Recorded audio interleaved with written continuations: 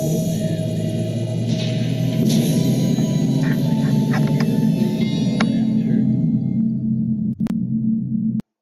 what's up, YouTube? It's Richie from Boston, and today is the 6th day of the 6th month of 2017. It is June 6, 2017, and what am I showing you?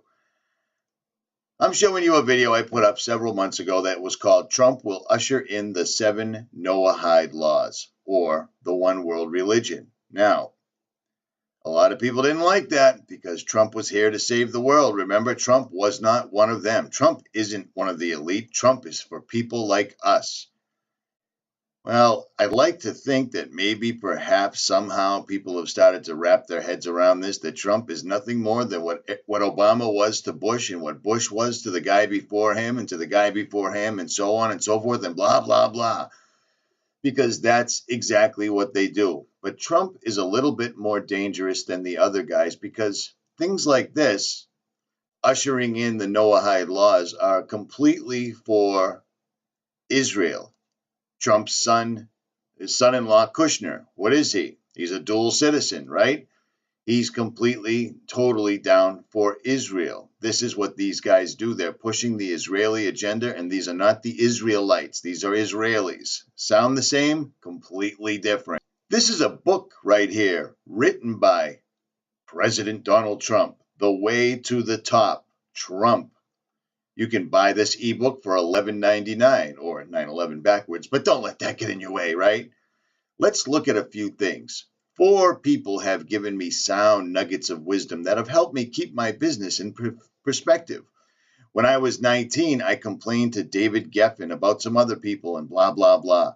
David turned to me and said, "You don't need to be a racehorse, blah, blah, blah." But look at this.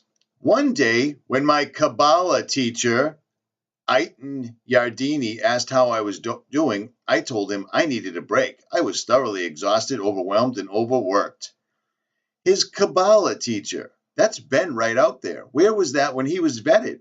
Where was that when people were talking about it? Who was telling you about this crap? Exactly. What is the Kabbalah?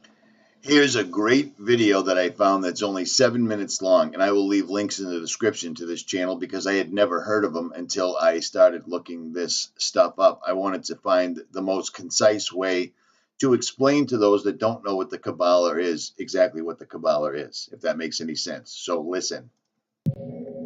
Tears of loss. Tears of loss.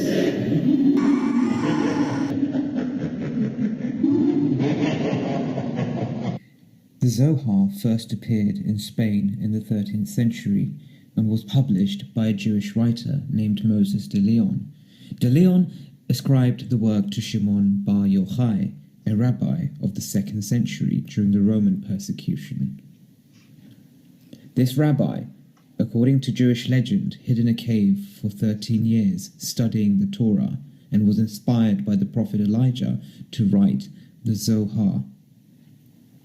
This accords with the traditional claim by adherents that Kabbalah is the concealed part of the oral Torah. To some, the Zohar is the words of Satan, and to others is the words of a Jewish god. Many mainstream Jews have distanced themselves from the Zohar and the Kabbalah altogether.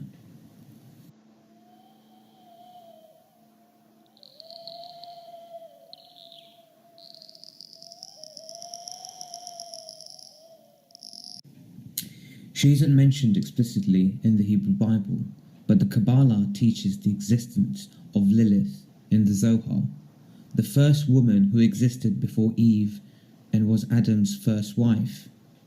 The Kabbalistic literature describes Lilith as having fallen out with Adam and subsequently vanishing from the Garden of Eden by speaking the secret name of God. It is only after this point that God creates Eve, which is a complete lie. Lilith is described as an evil, unchaste, demonic figure working with Satan. In more recent times, feminist writers have embraced the figure of Lilith as a symbol of the struggle against patriarchy. This could be one of the reasons why many women will follow the Antichrist, the Dajjal, who will work with the jinns. The Zohar is an evil book. It makes its reader invoke the negative energies of Lilith and allows them to use it in our realm for personal gain. The Freemasons, Illuminati, Satanists, whatever you want to call them, practice the black arts of the Kabbalah and consult the Zohar. Kabbalah teaches, amongst other things, that eventually you can become so godlike, so close to Yahweh, that you no longer require the Torah. If you're a Muslim, you won't need the Quran. And if you're a Christian, then the Bible becomes a hopeless book that you no longer need to be. Now, this was an interview not all that long ago where they straight up asked Trump, who claimed to be a Christian, who claimed to be close with the Vatican. And we've already seen him visiting the Pope and dropping off gifts that tie directly into the cover of The Economist magazine, which should be a great concern to many people. But this is how Trump answered. This is pretty well known. Have you ever asked God for forgiveness? That's a tough question. I don't think in terms of, I'm a religious person. Which is a great book. But have you ever asked God for forgiveness?